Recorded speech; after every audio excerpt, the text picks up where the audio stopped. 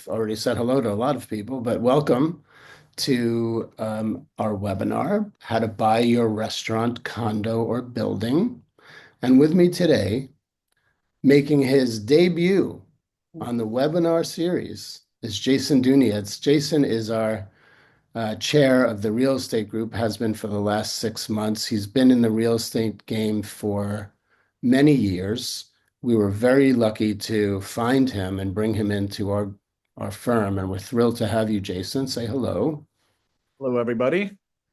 So today, Jason and I are going to be talking about how to buy your restaurant, condo, or building, because I mean, after COVID and before COVID, dealing with your landlord has never been more difficult. And it's just throwing money away to me every month. So there are ways to buy your condo or your building. Condo, of course, probably being a little bit more realistic, but sometimes building and getting your investors in on the action. Sometimes it even helps you to raise money. So we're going to go through what it takes to actually do this today.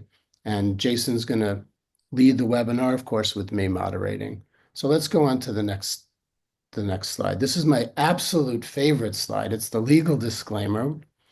I know it by heart, but I will just say that the advice we're giving you today is not legal advice. The rest of the legal gobbledygook, I will let you read now in 5, 4, 3, 2, 1. Great. Next slide. Here we go. The big question is, the first question is, the threshold question, Jason, is why should a restaurant owner start looking into owning their property? What's the benefit? Thank you for the nice, kind introduction, David. And it's a great question. There's actually a number of different reasons that you can really that are positives here that can make a huge benefit to you. One of the main ones, the first one that's going to jump to everyone's mind, is the concept of building equity. When you have a lease, you're making very expensive rent payments over an extended period of time. That money goes out the door from your business every month. And what do you have to show for it? You have another month of operating in that space, but you're not creating long-term value.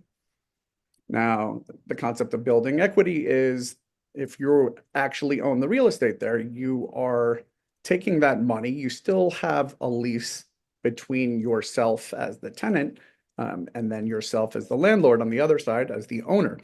That money is typically going to pay off your mortgage, which over time is building equity, and you own a greater percentage over time. So that money is not just flying out the door.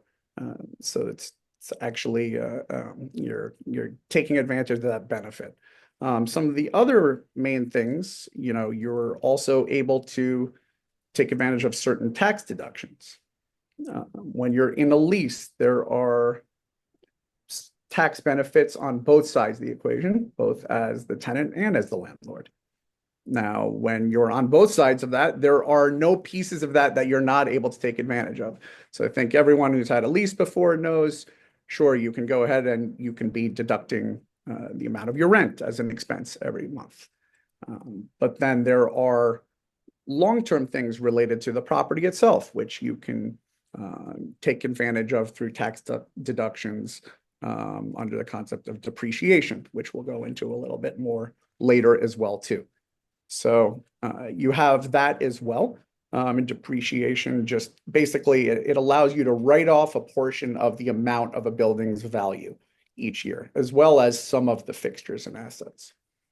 Jason, I'm going to ask you some of the questions that I know are burning in our clients' minds right now before we even get into this. Number one, because people ask me it all the time. Yeah, I see a commercial condo. It's $4 million. How much of a deposit do you need? Let's just get to some basics of the money. How much of a deposit do you need to buy a commercial condo or a building? Sure. By that will vary. It is negotiable. It tends to track if any of you have bought a residential condo or bought residential real estate before, it often tracks the same amount that you're going to be expected to put about 10% down. I've certainly seen circumstances where they're asked and will accept only 5%. So that's a negotiation. That's something that you can discuss when you're making your offer. Well, that's actually sounds pretty affordable in my $4 million example. So if you come up with 10% of that, uh, $400,000, you could actually buy the condo. When you buy a condo, do you have to become, or if you buy a building, let's say, let's start there, because there's some smaller buildings that are not $100 million in the city, believe it or not. Do you have to become a landlord? Do all of these guys, when you buy a building, let's say you're buying a building in Brooklyn and it's got 4 floors, 4 stories, and you have your commercial story on the front, you're going to put your restaurant there, and then you got three above it. You're a landlord, right? That is true, and that is frequently the case for a lot of those buildings that are 3 stories. In especially you see them as you identified a lot more in some of the boroughs in Brooklyn and Queens. You will typically have residential tenants there. Now, you are going to become a landlord in a lot of those circumstances, but there are also places, I mean, we have plenty of clients of ours who have said, you know what, oh, this space is wonderful. I love it, but it's so inconvenient. There's this place that's not quite as nice, but is right around the corner from where I live and where I take my kids to school every day. And I would love to, to be working right around the corner for me. That is also another option too. You can have 2 units there, decide, well, maybe you want to occupy one of those units and live there yourself. Yeah, So because why not just do your business 24 hours a day? You're doing it like that anyway. Save on the commute. Go yeah, upstairs, go to sleep, take a nap, come back down for dinner service. Um, so okay, so we have to be a landlord a lot of the time, which is its own pain in the ass.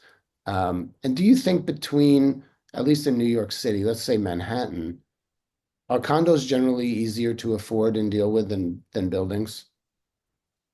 there are different headaches, and the prices can vary there, and it depends on. I think the price is dictated less by that form of ownership and more the location where you are. I think everyone here who's in the restaurant industry knows you're if you're just even looking at leasing, the prices of a lease are going to vary significantly if you're going to lease a restaurant in Jackson Heights versus the West Village in Manhattan. Sure. Those prices are going to vary significantly. The forms of ownership, to me, it's less about the price and what's involved, the extra diligence, the extra things that you have to consider between the two. That's the most relevant. So you already identified on the residential side, if you're buying a building, you might have 3 or 4 units in there. Depending on the number of units, you have certain things you need to be concerned about as a landlord. Now, when you're buying a commercial condo unit, you don't need to worry about that anymore, but you still have the condo association and a board to deal with.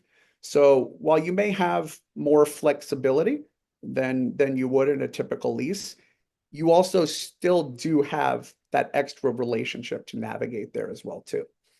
So, we'll touch on this later too when we get into some of those differences a little bit more, but it is important to understand, what the legal structure is of that condominium, how that board works, what what things you're responsible for paying for, just like in a lease, which the condominium is responsible for. All those details make a significant difference. And survey says number one on the board of why you should buy a condo or a building is you don't have to deal with your damn landlord anymore. Can you imagine the stress relief that you will feel by not getting notices or dealing with them with anytime something goes wrong or blah, blah, blah? I mean, the landlords are like the number one source of stress for restaurant owners. And now it's just you. Yes, you'll have other kinds of stress by being an owner, but it's different because at least it's your asset.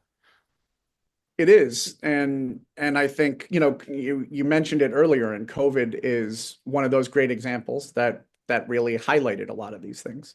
When dealing with landlords, I think most of our clients, probably in one shape or another, had to seek some sort of relief, and they probably had very varying experiences on who was on the other side of that equation and what kind of relief they were willing to entertain, what kind of partner they had in that conversation. Oh And yeah, they were all over we were all over the place with that stuff. Um, yeah, and so now that goes away, it and it's going to be a beautiful thing. Sorry, Jason, go ahead. no, it does. And there, you have an additional piece of that to consider too, which is on the landlord side of things. We touched a little bit on financing. We'll talk about it more too. Is you also have that piece of the equation too. So you have to you still have a mortgage to service, so you have to operate within that too. But let's say you think that you would love to have different signage. You would love to have your facade looking different. You want to do certain renovations, and landlord says, no, nah, I'm not interested in letting you do that. um, those days are gone. You don't have to concern yourself with that anymore. And I'm sure a good portion of our attendees today are here for no other reason than to find out how can I have that dream become a reality where I don't have to deal with my landlord. Let's do it. Let's get into it. Let's go to the next slide and talk about an overview of what we're going to talk about today. And I'll say before we talk generally about this agenda and what we're going to be discussing, that anyone here is allowed and welcome to send us messages in the chat box. I will read them, and if they're relevant at the time, I will ask the questions of Jason. So feel free to communicate with us via the chat box. Jason, what are we going to talk about today? All right, so we will get into these all in greater detail as we go on, but obviously we're going to be starting here with the assumption that many of you are new to this process, and so we're going to give a primer on what's involved. What does this process look like when you're actually buying real estate from the beginning to the end? How do you get started? What happens when? What's the anatomy of that deal? And leading into that, a key component there too, of course, which David already touched on a little bit as well too, are how are you going to finance it? I think many of our clients too have taken on investors as part of their projects. Do you have investors involved?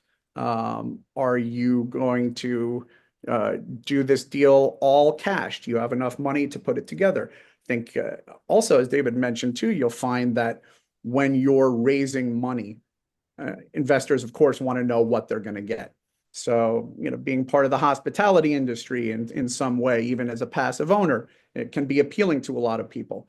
But when investors understand that they are not just investing in that concept, but there's underlying real estate behind it, of a substantial hard asset, that will drastically make that process of being able to raise a larger amount of money easier. It's an easier sell. So that's part of the process there. And then, how are you financing it? We talked about what's the amount that you would put down for a contract deposit, but the total amount of cash being put in there. If you're not in the luxurious situation of being able to pay all cash for something, what are your options in terms of getting debt financing?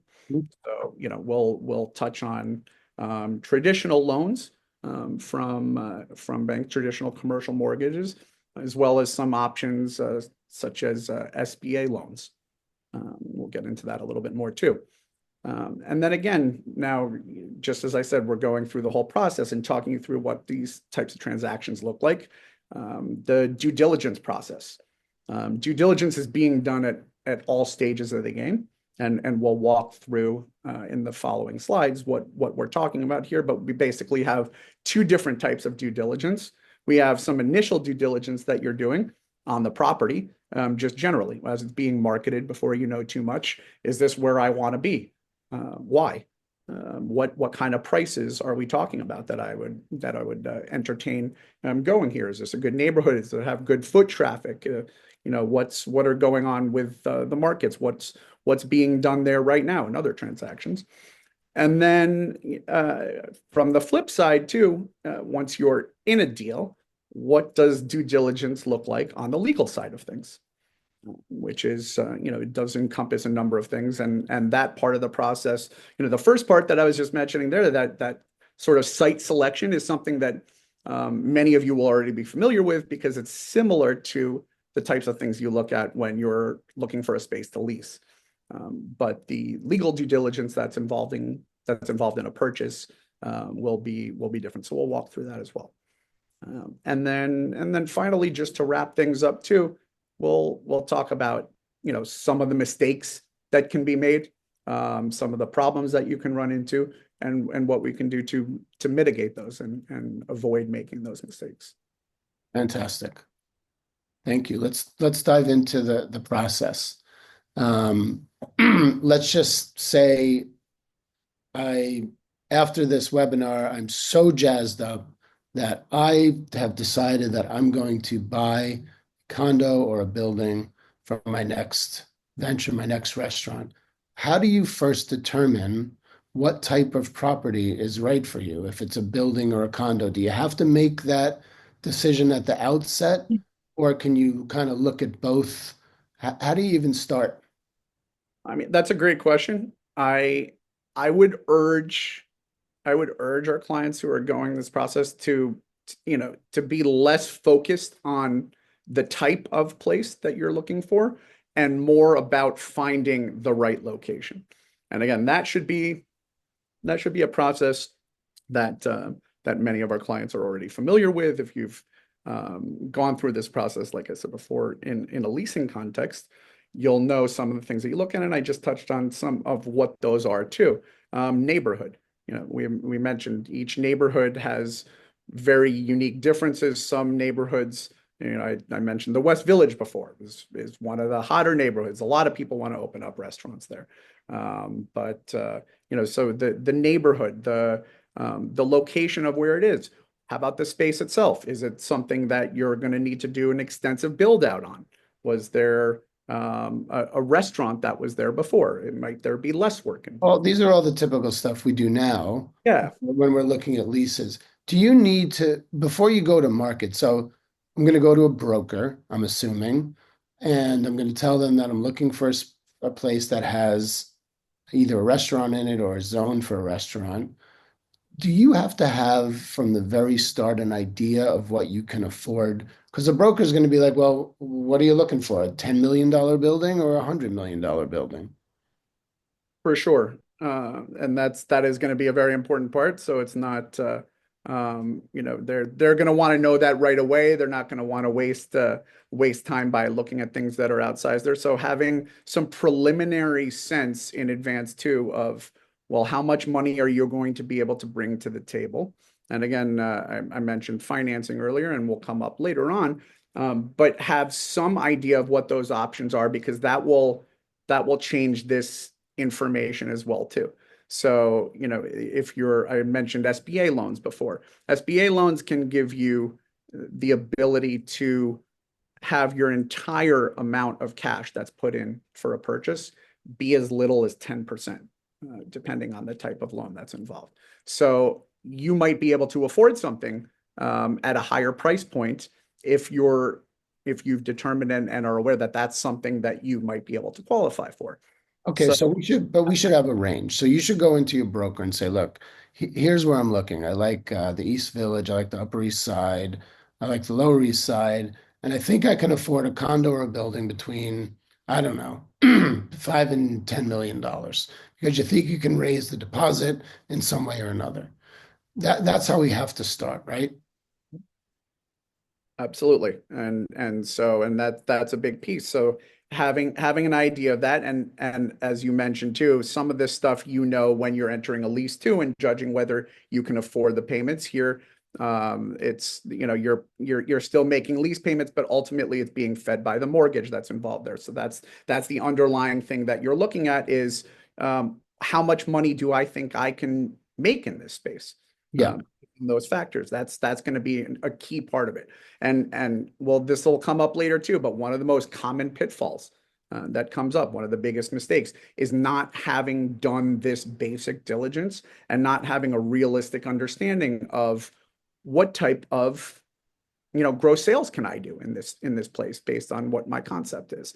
Well, our Um, clients are good at that. We know how to figure out how much we're going to make per square foot.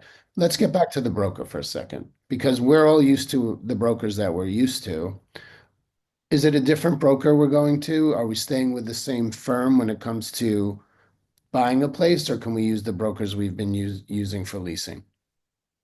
That will depend based on brokers. Some brokers do crossover sides and work on both leasing and purchases. So that will depend on who you've been working with too. But on the whole, there's often a degree of specialization. So it may be someone different than who you've traditionally worked with. Some brokers just specialize purely in the leasing market, and others just doing acquisitions. So that's really going to depend too. And I think, even if you were coming in with no knowledge, not having any relationships with somebody in particular, this is one of those things that I think word of mouth, referrals from others that you trust are one of the best routes to take. So whether it be talking to David, who may know some great people, or you talk to other other people that you know who are in the business, and say, oh, I know that my friend X bought their space. Who did they use? Those Okay. that's what we recommend. How much of a role does the broker play? We know the role they play in leases, which sometimes is helpful, sometimes is hurtful.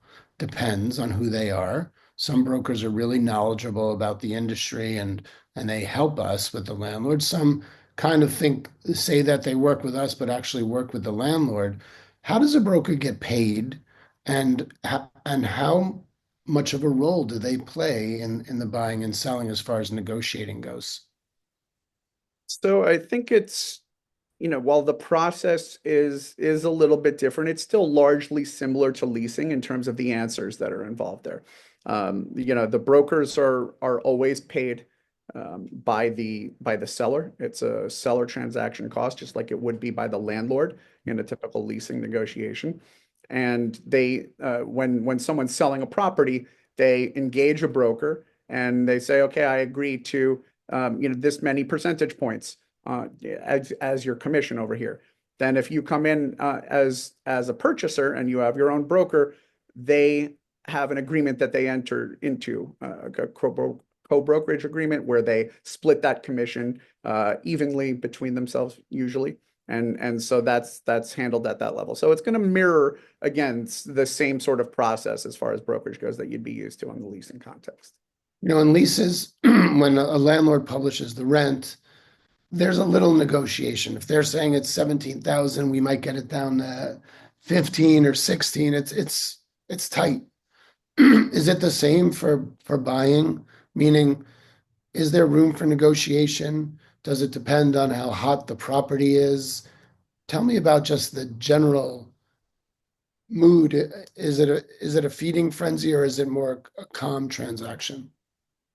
It's again, I think there's no hard and fast rule here, and it's going to depend and vary significantly on the property itself, just like it is in a leasing context, or if you've done asset purchase agreements, purchase or sales of restaurants too, you'll see the same thing. Sometimes it's an absolute feeding frenzy, and this is when having a broker can be very valuable, and can get you that information because they'll have a good dialogue back and forth.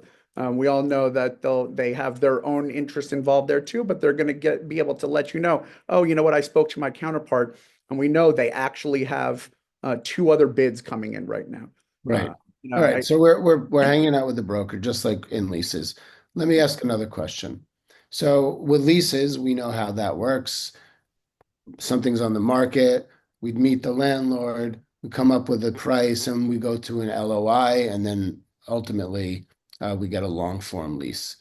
Is it the same process with buying? Are we negotiating? Is there then an LOI and an agreement? Same thing? Yeah, there is definitely an LOI, and this will, how just as with leasing, this can vary how detailed it gets depending on the property itself. But there will always be one, and there are some significant terms that come up in that LOI process, which will guide the drafting of that contract. And so I think you'll find that one of those underlying things that is going to be a significant conversation there is a seller always wants to know how quickly you can execute on a transaction. And the way that commercial real estate works, it's kind of it's a little bit different where you sign an LOI. The LOI then you go straight into drafting the contract itself, but your actual property level due diligence you're not doing until after the contract is signed, Hmm. which might seem strange. To actually go, no one's signing a lease without doing whatever diligence they want to do in advance. No, you sign the lease and you're done. Yeah, that's the end of it. But that's still just the midpoint here in a commercial real estate transaction. And the reason is there, when you're buying a building or a condo unit, you're typically going to want to do really thorough diligence that's involved. And some of it can be invasive and the types of things that an owner isn't just going to want five different bidders to be doing there. So they want to see you're getting to the point of seriousness where you've signed an LOI, you've gone through, you've paid the legal bills to help sign this contract there. And a key component of that is going to be the length of a due diligence period that you're given at. When does that owner take the property off the market? Let's just say I'm looking at a condo. We agree, we get an LOI. Can they just give it to somebody else who comes in with a higher bid? They can. And this is, I think, to any of you that have bought on the residential side, you'll see this happening too. Until they have a signed contract in place, they are not obligated to take that off the market, and they frequently won't, because they will often have multiple LOIs out, and these LOIs are non-binding. And all that's indicated is you're a sufficient level of seriousness to incur greater costs and move forward. But if the landlord is getting a better offer, don't think for a second that they're not going to try to take advantage of that. So Well, if you think landlords are sharks when it comes to leases, we're talking like great whites when it comes to buying or selling a building, right? yeah, absolutely. I mean, in a leasing context, it's a long term. It's typically 10 years or more. Maybe it's only 5 years. Okay, if they make a mistake on that, fine, they can jack up the rent 5 years from now. Yeah. This is a one-time transfer of their underlying asset. So They don't care who you are. They don't care about you. They don't care that you're nice. They need to make as much money as possible. At what point?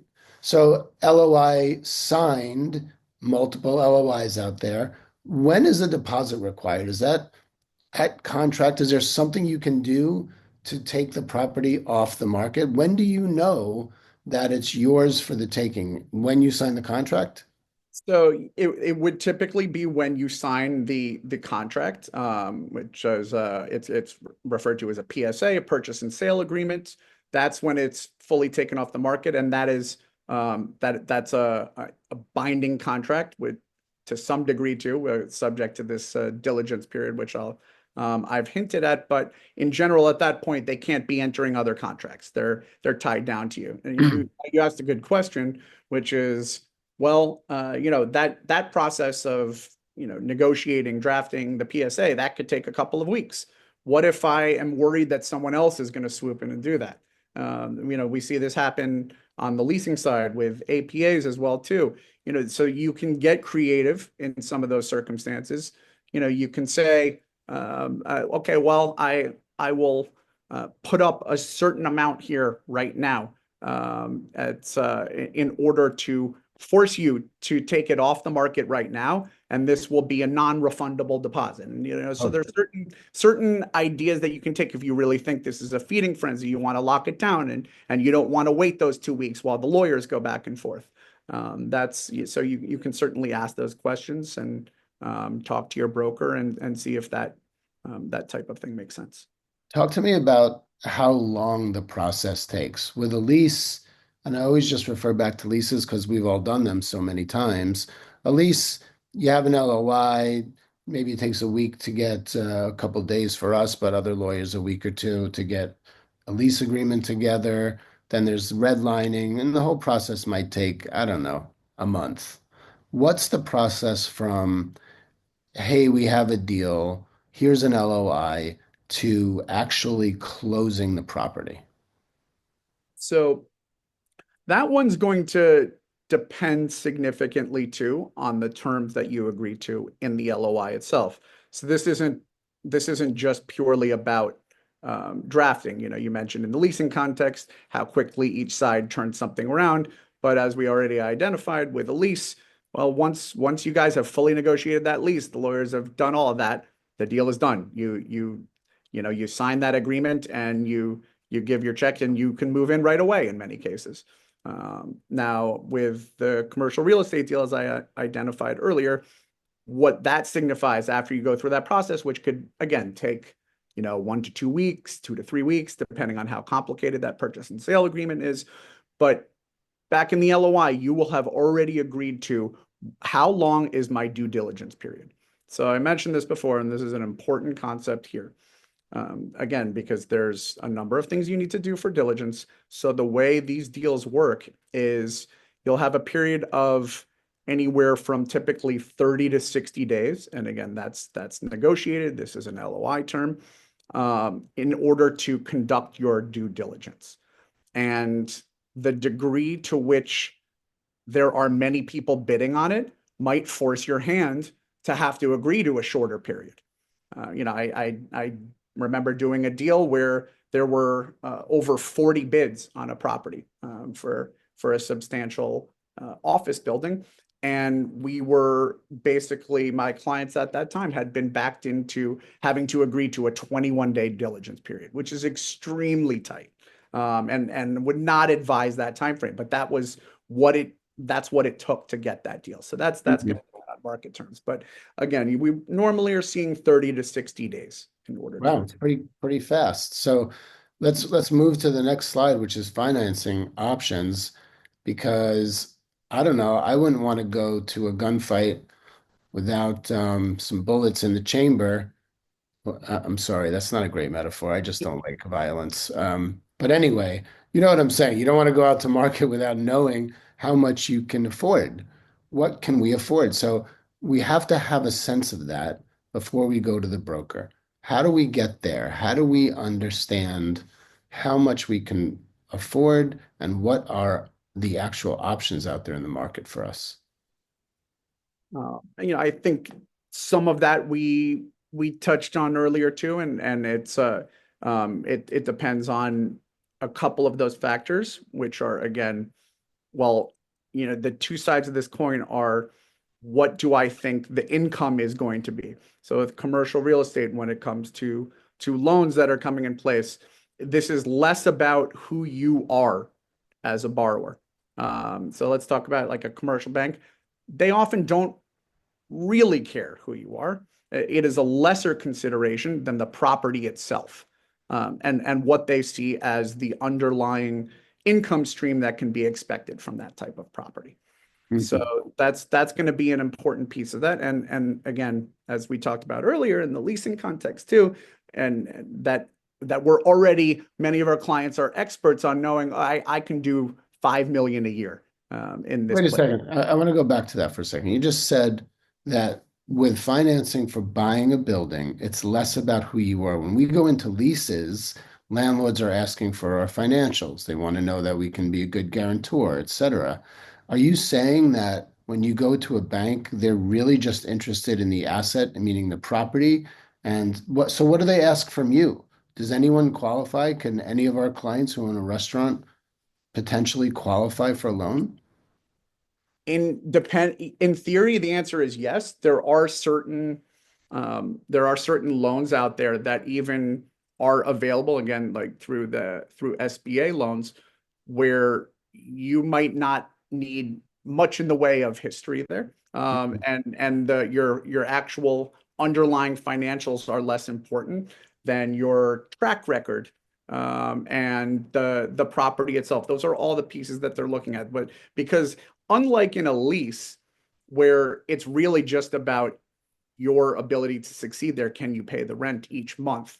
For the bank, they're putting a lot of money up front. They're giving you that financing, where a landlord's just giving you their space for a period of time, and they're being secured by the collateral itself, that property. So Hmm. they're less focused on you. It's not like it's insignificant, but what they want to know is that if they need to step in and take over that property, Yeah, are they they can sell it. made They'll get whole? their money back. They'll sell it, they'll get their money back and they're good. Yeah. Makes sense. Um, Okay. So that really opens it up for anybody to explore this. There's nobody who runs a restaurant who could not theoretically walk into a bank and say, I'm interested. Can you walk into the bank before you have a property and what would you even talk to them about? I mean, hey, I'm interested in buying a building. What do you got for me? So you can talk to a bank and you can go in there and you can find out some preliminary basics. So, are you a bank that looks at this type of lending or these types of loans that you entertain, have some ideas of banks that Who you are might those banks? Are those is that Chase and Citibank or is it, the not. local Yeah, dime not savings bank? typically. No, I think you're teeing me up for that answer there, David. This is you're usually looking at local and regional banks who are going Hmm. to be a lot more comfortable with it. They're going to be community-based banks. They understand the neighborhood well. They're in a much better position. Chase is not going to necessarily be able to make those judgments there. So you're really going to look at regional and local banks are Hmm. going to be your better bet. So to the degree that you can have some of those conversations in advance and get an idea of who's even in the market for these types of loans, that's great. Okay, But so I'm shopping around. I'm going to different banks. Someone's like, "Yeah, no, we're good. We loan up to $10 million. We loan up to 15 million." Do they give you kind of a range that you can expect from them? you can get some vague idea of what their limits are from them, for sure. And the main thing though that I was going to say that's going to be different, and especially if anyone here has ever purchased residential property, is when you go to purchase a residential property, you get, everyone wants to know, did you get pre-approved by the bank? And I want a copy of your pre-approval letter. And this is going to be a fundamental component, even for a seller to take you seriously when you're putting in a bid. This is not really a thing in commercial real estate. Um, Now, like I said, you'll be able to have some of these conversations with a bank, but at the end of the day, they're not committing to anything at that point because going back to what we're talking about, how they're getting secure is the underlying asset itself. And Okay. All right. So you're going to want to establish a relationship, meet a banker that says, "Yeah, go find a property between 5 and 10, come back to me and we'll talk, we'll take a look at the property and we'll decide if we want to give you a loan." Is that about right? it is about right. The only thing that I would want to point out, though, in terms of time frame, is that's happening typically after you've signed a contract. Right. That's when they become serious about it. And Oh, and that might seem strange to people. How am I going to sign an actual contract here, having no idea that the bank is going to be able to give me this loan? But how do you? there, again, that's going to be part of that process here of diligence on your own side of Is there things. a contingency for getting money, like in the contract? So there can be, and you can put that in there. Some sellers will allow that, others will not. That will depend on the market too.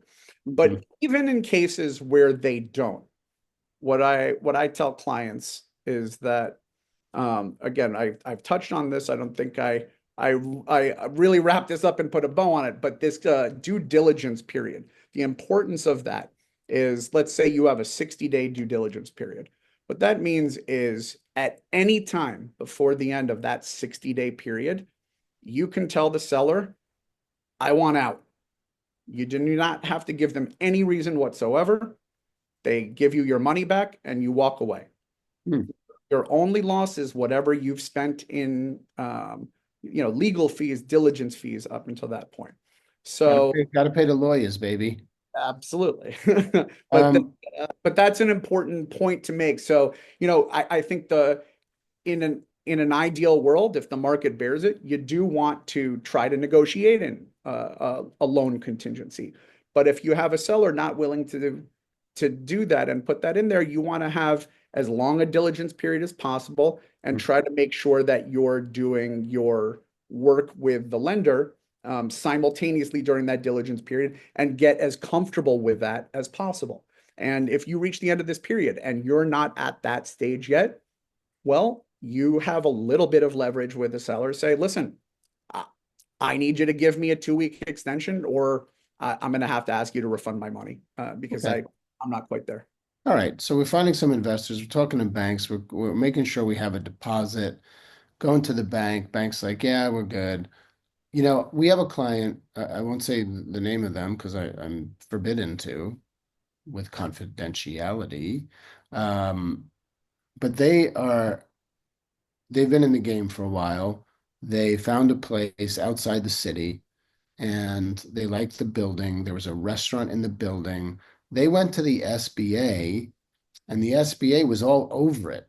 They were really excited to lend them money. I, of course, raised my eyebrow because I've dealt with the SBA before, who's promised our clients everything and delivers nothing. However, when it came to buying a building, they actually came through and they gave our clients a loan enough to buy the building, and it was tremendous for them. What is that program? So you have a couple of different programs that are relevant, I think, specifically for what we're talking about here for buying your restaurant real estate.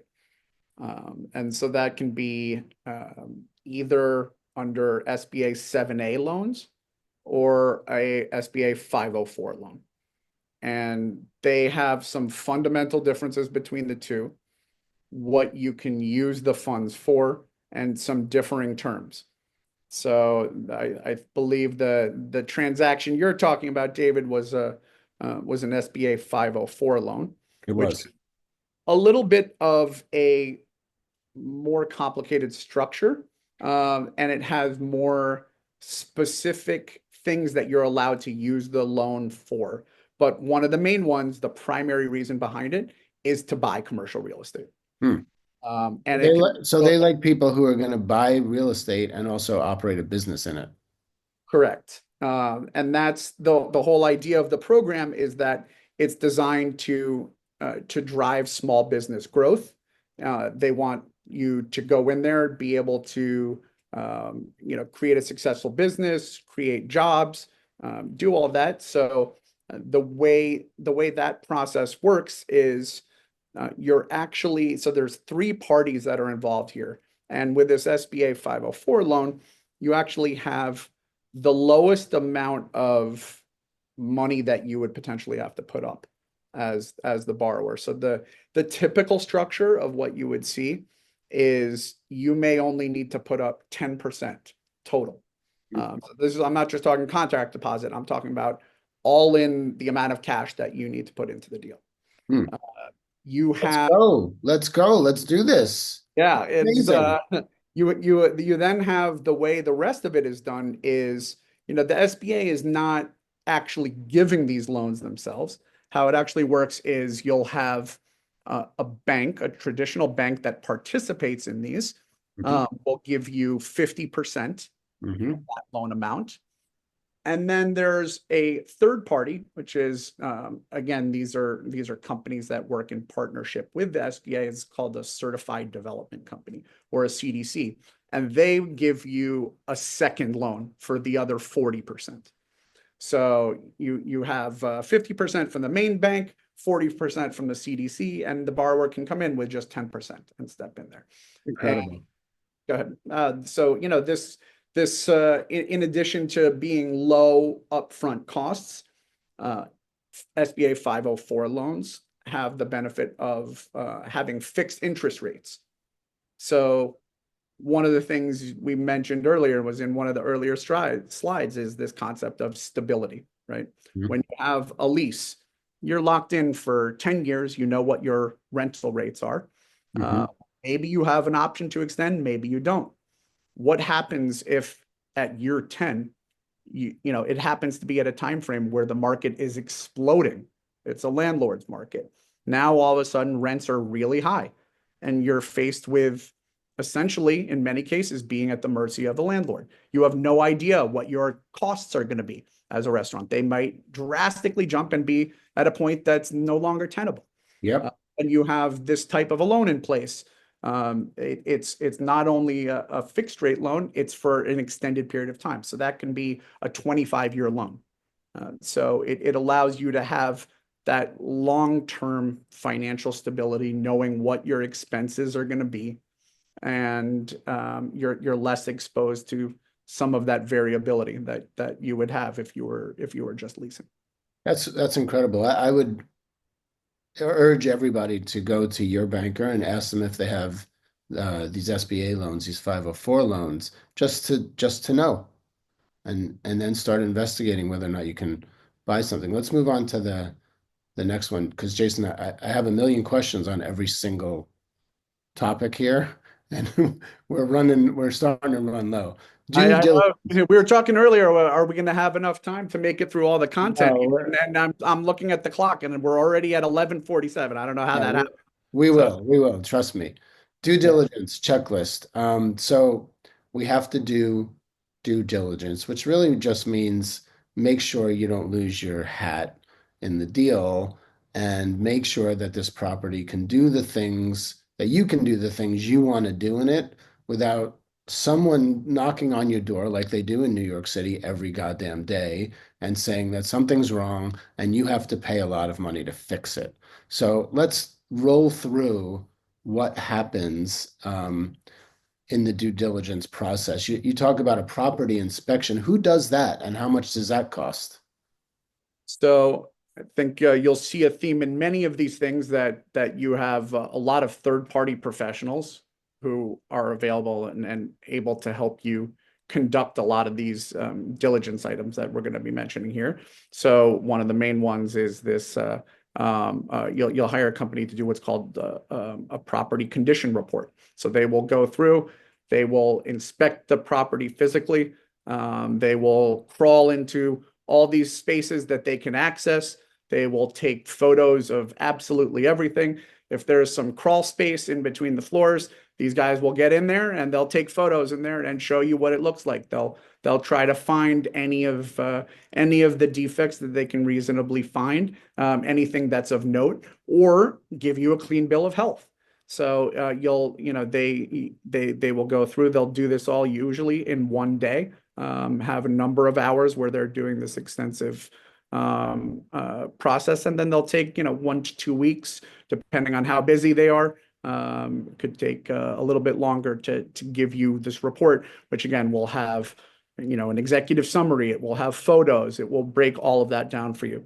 And So it'll tell you if anything is like structurally sound or wrong. It will tell you if there's areas of concern. I guess they'll check for asbestos and things like that. What's the thing that pops up the most? What's number one on the list? I think underlying capital expenditures that are needed. And you can find a lot of things like mold or water damage Hmm. that will come up, or other things that you were not able to see in just your own walkthroughs of it when you're going there, but you might see evidence of rotting wood or things in the foundation, which once they get that more expansive access, they can find those things too. Shall I assume that when you get this report and there are things that need to be rectified, that allows you to go back to the seller and start to renegotiate the price?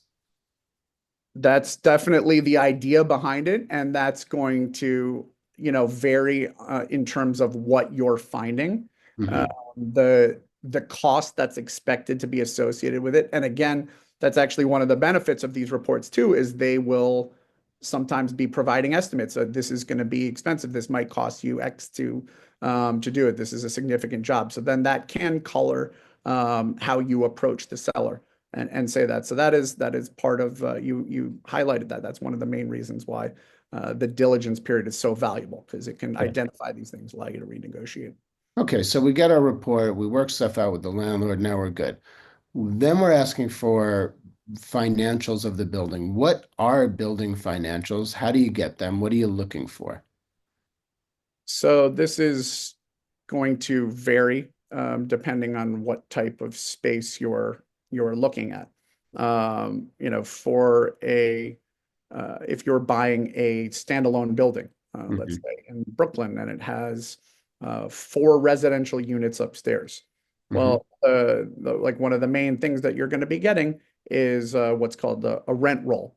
And you'll get some profit and loss statements. So these rent rolls will show you exactly what every apartment is paying in rent each month, and it will be this entire snapshot of what the building's currently earning, the owner's currently earning from any of the tenants that are there, whether it be an existing commercial tenant or the residential tenants. Okay, so you add them all up, you're like, okay, we've got $100,000 in rent coming in, that works. The mortgage is going to be blah, blah, blah. So it's important to understand. Are we also looking at taxes? Are we also looking at the leases to know how long they are? And who's telling us if the rents that are being paid, because we might be a landlord now, are above or below market?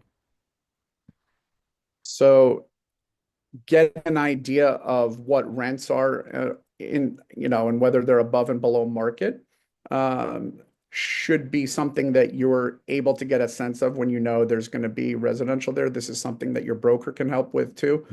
Taking a look at other buildings. What are similarly situated apartments? What are they renting for right now? Okay, so we can figure that out pretty easily. What other financials do we need from the building other than what we just talked about?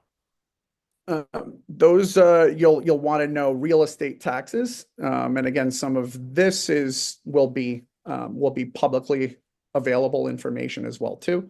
Uh, Hmm.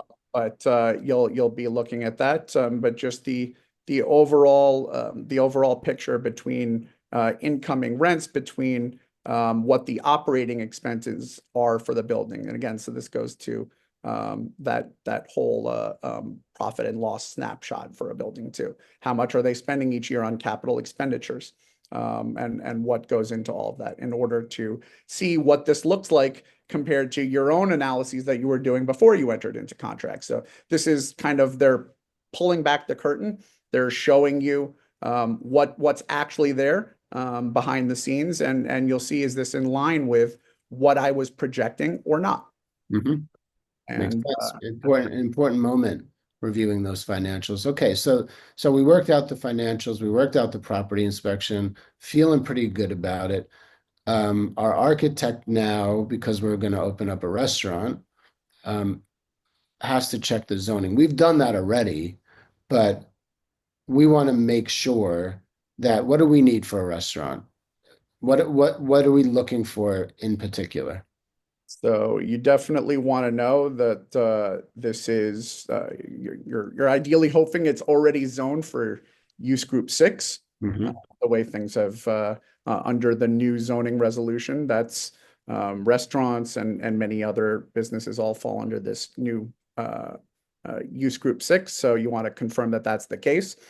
And if that's not for some reason, get an idea from your architect. Well, what does it look like historically? Has this been changed? Has it been zoned for a restaurant before?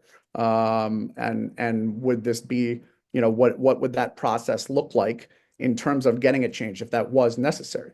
Right. Could So a lot of times our clients, and we've seen landlords do this, they'll take a property, it's not a use group 6, not zoned for a restaurant, but they'll do an alteration application to change it. And that could take a month, it could take a year, it could be $10,000, it could be $1 million. So there's a lot of range there, right? Sure. Absolutely. And that may significantly alter what you're going to want to do there and not, it may not work for the underlying fundamentals. You may not be able to go through that whole time frame to close on this deal and go through that process. So that's going to be important to know and be able to factor that into the whole decision making. Okay. All right. So now we've got the zoning right. We also want to make sure that if we're going to use the basement, everybody, that especially if you're going to use it for prep, that you're allowed to do that. There's a lot of people in the city who prep in the basement and they're actually not allowed to because it is a fire hazard. Two means of egress is absolutely essential. Check that out too. Environmental concerns. We know asbestos is around, especially in older buildings. So they're going to check for, what if they find asbestos? What happens then? So it's asbestos is in place, and when it really, if you know, it's important to know because you're going to have to factor in at any point if there's being work done in between the walls at that stage, you're going to have to remediate that problem. You're going to have it removed. And so you're going to need to know how much asbestos is there, get an idea of what that could potentially cost. Mhm. If it's extensive, that can be over $100,000. It could be very expensive. So you need to get an idea of what that is. And a lot of times, if you're in a leasing context, you're not maybe you're not knocking down certain walls because the landlord won't allow you to do it. This doesn't come up as much. But when we're already talking about one of the benefits of being able to freely access your space and not be at the whim of a landlord anymore. You might have a vision for it that involves knocking down certain walls and talk to your architect about it, only to find out that there's an expensive remediation that's necessary. All right. Tell us quickly about specific forms of ownership and why that's important. Yeah. So again, I think we've hit on this a little bit before too, and the main two that we're talking about here, and we talked a lot. Um, about a building in particular, and we won't go too much into the weeds for what's going on, but overall, when you're buying a building, you need to know if there's a residential component to it, what the status is of those leases. Is the building subject to any number of very pro-tenant provisions that are in place throughout the city? There are rental stabilization laws. There are things like that which govern what you can do with tenants, whether you're obligated to give them renewals at certain, fixed rates or levels of increasing amounts, or you can do whatever you want with it. So that's going to be important. Then with condominium, that's going to be one of the other main approaches of what we're talking about here. You're going to have diligence that is related to that and taking a look at the condominium documents. Because again, as I touched on before, you may have more freedom than you would in a typical lease context, but you still have this other party that's involved there, namely the condo board itself. And so those documents and the rights that are established in there, which I think are probably on that next slide, are important pieces of it. So, I mentioned here the condo declaration, which is like the main, underlying governance document that creates a condominium and sets the legal rights among the units. And in a condo, you're going to often have a commercial unit, which you may be buying, which may be the entire commercial space for the building, maybe one of the condo units, and then you have residential owners. And the reason this is so important is the interests of residential owners and the interests of a commercial owner may be divergent. So you want to have an idea of, well, what are the rights of the board? Because the whole building is governed by and through the board. So as a commercial unit owner, are you entitled to a board seat?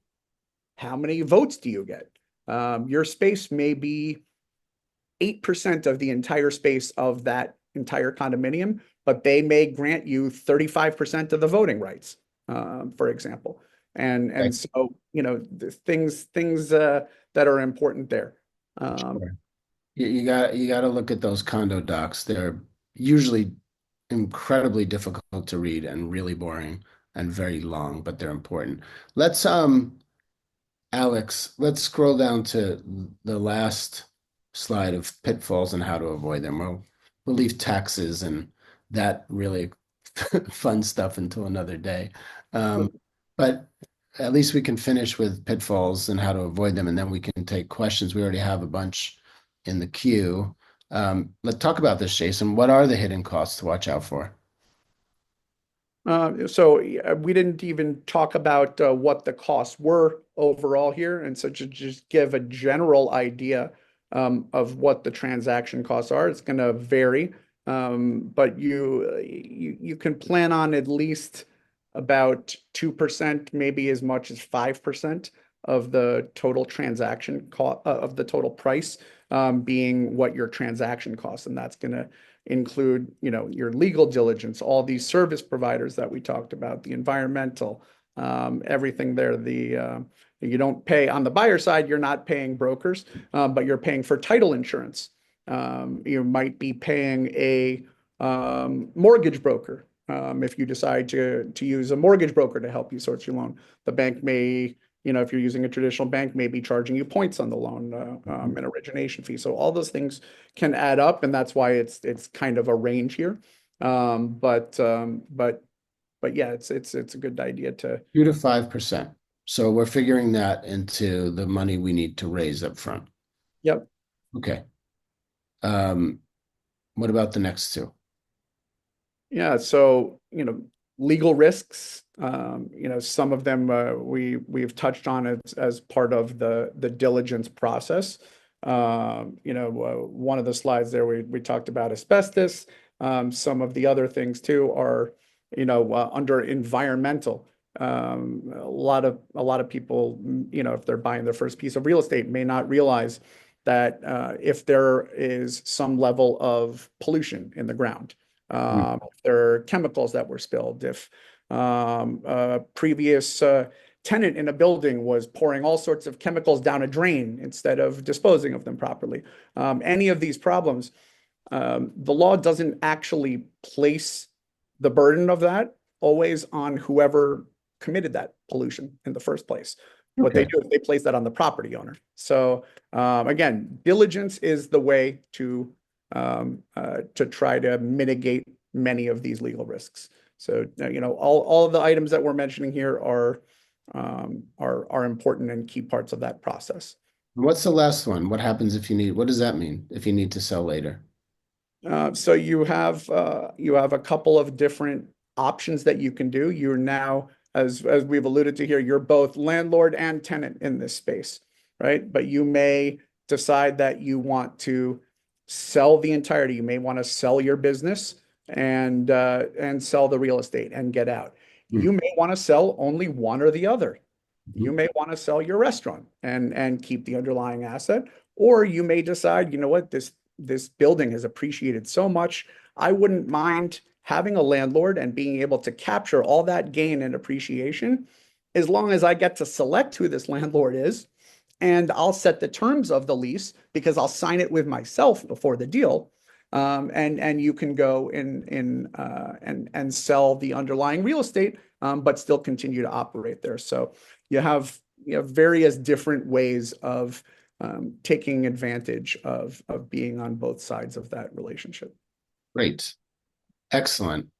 Well, next time we're going to go longer with this webinar, but that was solid. We have time though for questions. I'm going to ask a couple of questions that have come in. Folks, please feel free to ask any question you like. Maybe we can answer them, maybe we can't, but we're going to try. Number one, I'm interested in purchasing the building I'm a tenant in before my lease is up. I have a right of first refusal. I can't afford to buy the building right now. Would it be crazy to ask to buy into the corporation that owns the building, since I know the owner is seeking some capital for major repairs? So that's definitely a possibility. And it has its own diligence concerns too. When you're buying into a piece of real estate, we already talked about what's involved in terms of diligence.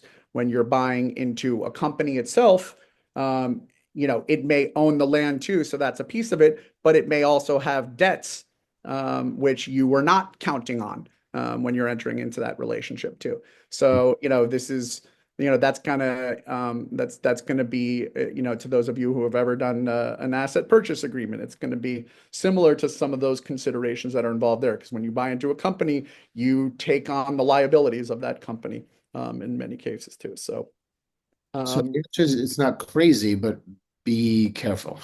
yeah. That is, if I have to give any general advice, that is, yeah, just one of those buyer beware situations. Be careful about that. And also, I mentioned this not just in buying real estate, but in any relationship with any of our clients.